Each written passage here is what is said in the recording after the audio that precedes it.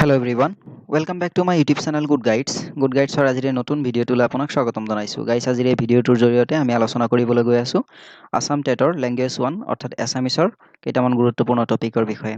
আৰু এইটো আমাৰ পাৰ্ট 3। ইতিমধ্যে আমি দুটা টপিক আপলোড কৰিছো আসামিছৰ অৰ্থাৎ ল্যাঙ্গুৱেজ 1 ৰ ওপৰত। গতিকে সেইসমূহ ভিডিঅ' যদি আপুনি চোৱা নাই লিংক ডেসক্ৰিপচনত দিয়া আছে, অনুগ্ৰহ কৰি চাই ল'ব। সময় নষ্ট নকৰাকৈ বলক আজিৰ ভিডিঅ'টোলৈ আমি আগবাঢ়ো। তো আজিৰ ভিডিঅ'ৰ প্ৰথমটো প্ৰশ্ন হৈছে যে সন্ধি কাক বোলে? সন্ধি কাক বোলে?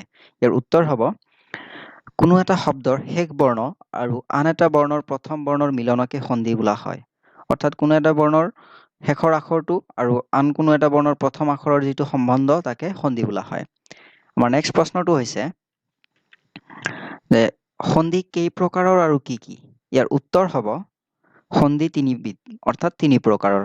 1 নম্বৰ স্বৰসন্ধি, 2 নম্বৰ ব্যঞ্জন সন্ধি, 3 নম্বৰ বিসৰ্গ সন্ধি। বহুতে এই বিসৰ্গ সন্ধিক ব্যঞ্জন সন্ধিৰ অন্তৰ্গত বুলি কয়। ঠিক যেনেকে আমি এলফাবেটত পাইছিলো যে ভাৱেল কনসনেন্ট আৰু সেমি ভাৱেলটো কেতিয়াবা ভাৱেল আৰু কেতিয়াবা কনসনেন্ট হিচাপে ধৰা হয়। ঠিক তেনেকে বিসৰ্গ সন্ধিটো কেতিয়াবা ব্যঞ্জন সন্ধি হিচাপে ধৰা হয়। আমাৰ নেক্সট টপিকটো হৈছে স্বৰসন্ধি কাক বোলে? স্বৰসন্ধিৰ উদাহৰণ দিয়া।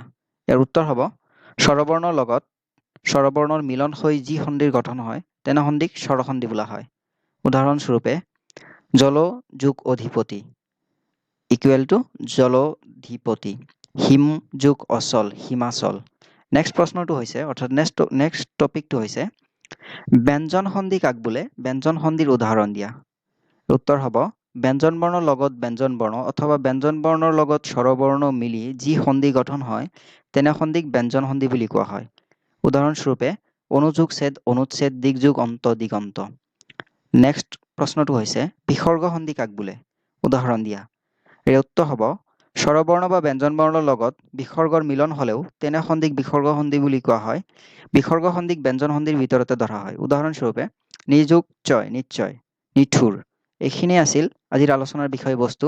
আজিৰ ভিডিঅ'টো ভাল লাগিলে অনুগ্ৰহ কৰি লাইক, কমেণ্ট, শ্বেয়াৰ আৰু ছাবস্ক্ৰাইব কৰিবলৈ নাপাহৰিব। Thank you so much for watching Good Guides.